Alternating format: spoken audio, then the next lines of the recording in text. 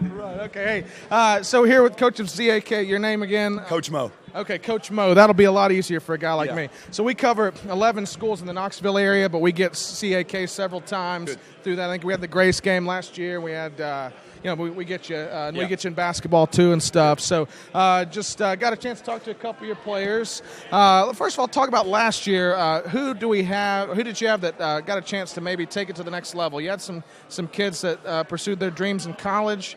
Yeah, we had 6 guys sign on National Signing Day last year, which is a big deal for us. I mean, a small school, the national average. I mean, it's less than 10% of kids sign. So for us, having half we felt like it was a good deal. And some of those are going to play Division I football and some Division II, some NAIA stuff, and even some Division III. Our free safety's going to Mount Union, and if you know anything about, they're the Alabama of Division III, and so that's even a big deal for him. So it was exciting that way. It really, and especially, it's kind of the way things work out with the way signing day is, and it was interesting even with Alex and Grant, who you talked to earlier, for those guys to see signing day is kind of like a shot in the arm for their off-season training, and they get excited like, hey, I want to go do that. Yeah. Well, if you want to go do that in a year, you've got 365 days. What are you going to do with them? And so for us, it's beneficial for the guys who are signing, but even for the guys who are witnessing it and are underclassmen, it's like, okay, that's what I want to do. There's my motivation. So in that light, who are some of the players on your 2017 team that have a chance, if they work, to maybe pursue? We talked to 2 already, but in general, who's got a chance to play at the next level? Alex and Grant, who you already talked to, both of them have offers already from several different schools.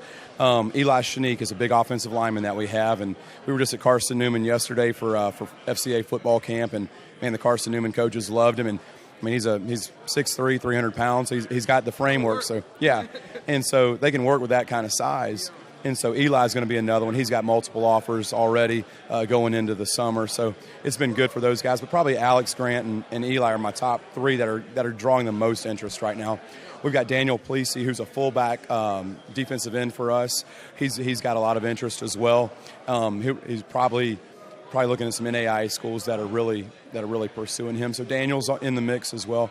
And so it's been good for these guys to get some initial interest and some early season interest. Excellent. Well, so tell me, obviously there's turnover every year in high school, and you've had a chance to kind of be fully installed here now.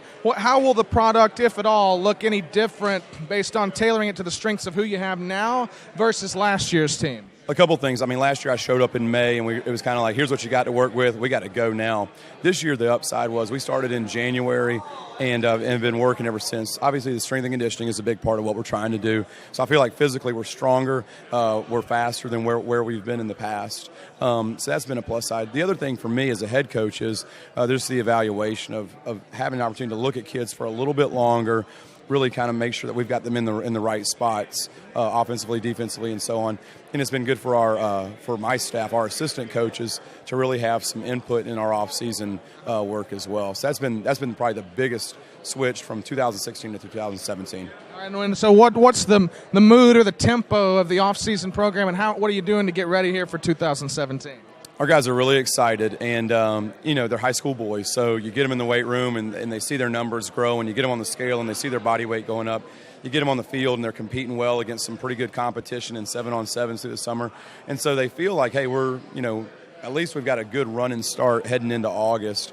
And obviously our scrimmage with Carnes, Morristown West, those will be good indicators for us, kind of where we stand. And that'll be a good barometer for us for, hey, we're about to get into some region play here in mid-August. I mean, let's get going with it. So I think you ask what's the outlook. I think there's a level of excitement that we want, but at the same time our guys are pretty level-headed, and they know that, hey, it's not a one-game season. It's a long season, and staying healthy and staying mentally focused and staying engaged is going to be a big deal for us if we want to be playing in November and beyond. Yeah, well, I know you're in high demand, so we won't take up too much more of your time. I will say, anytime you play a Diamond Clear Media school, we blast all the opposing touchdowns, turnovers, sacks to Twitter and Facebook, so take a look on there for some of your plays after the fact, okay? Thank you so much for the exposure and the help for CAK football. All right, thanks, Coach. All right, that's continued coverage of Knox County Media Day. That was Coach Mo of CAK. Looks like we got Alcoa, we got Carnes in the building. We'll get a couple of these going here in just a second. Stick with us.